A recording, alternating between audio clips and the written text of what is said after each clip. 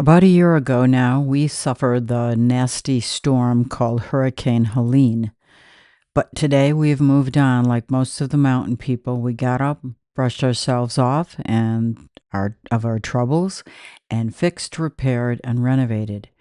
Moving forward, not looking back at the devastation that beset us a year ago. Many, like my sister and I, are still in process and go along as we can and get help and funds to move forward. As for our bridge, it is too expensive to repair and will not be moving forward with that. The land is taking over and is growing things up in the cracks where the dirt was laid and bedded in like cement in between the boards on that deck. So multiple trailers from the campground upriver blocked our way and ripped out the far side of dirt and stones. Boulders the size of cars were moved. And anyway, we have no access. So now we are landlocked on the other side of the bridge.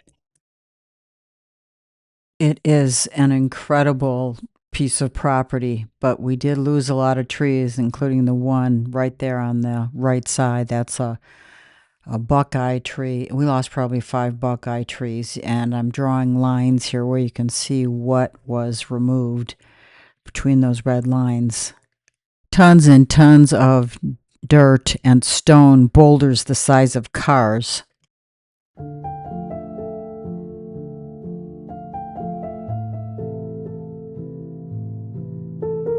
About a week before the storm, we had a nice fire pit down at the base and all landscaped with mulch and crusher run.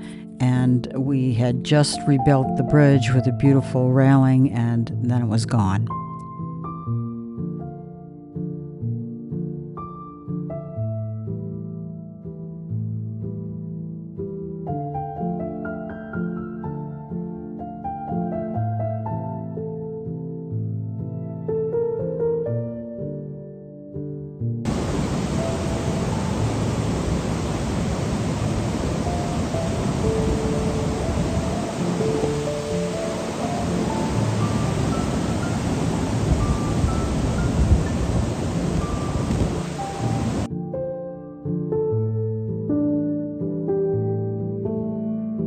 In addition to the flood that came down the river, we got a landslide from the opposite side of the river. On the opposite side of the road, there's a big mountain, and it came down in a torrent with so much water and dirt, mud, stones. We got about 5 or 6 feet of stones down in this area.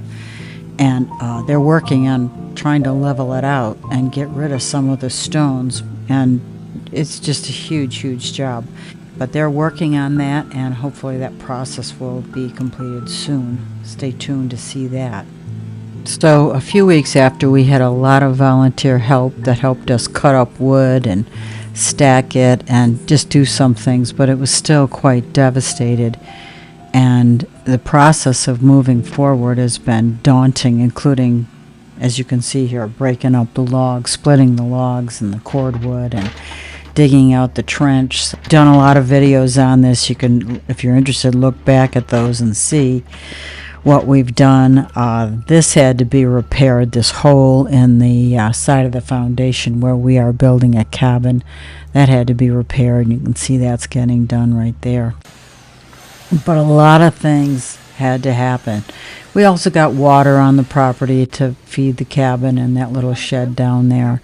And that was a big job in and of itself and very expensive. So, if you're going to do raw land, it's a lot to think about. Now, yeah, you can dig your own well, but that's sometimes a difficult process too.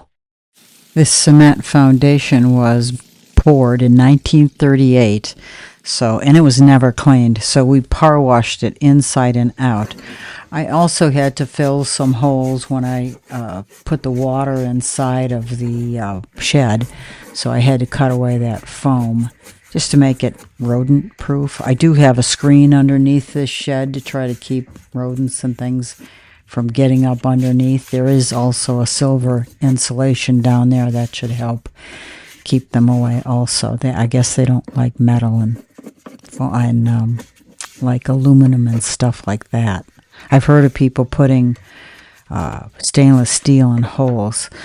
So this is the fixed cement fix in the corner, and he's just digging that away. And now my guy's painfully cutting through this very thick, it's probably 10 inches thick, these walls, all poured with stones and rebar and all kinds of things.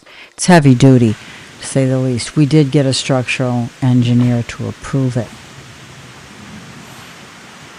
So after a year, there was this disposal place. It probably took up half an acre, and it was quite deep. I don't know how big it was, but they made tons and tons and tons of mulch, and they had debris also, but it was mainly used to manufacture and grind up all of the logs and trees that were just all over the place. And I'm certain there's hundreds of thousands of logs inside, deep inside the woods here in our area. So that was just a quick update, and I'm sure that there are many, many other videos of people telling you how things are going.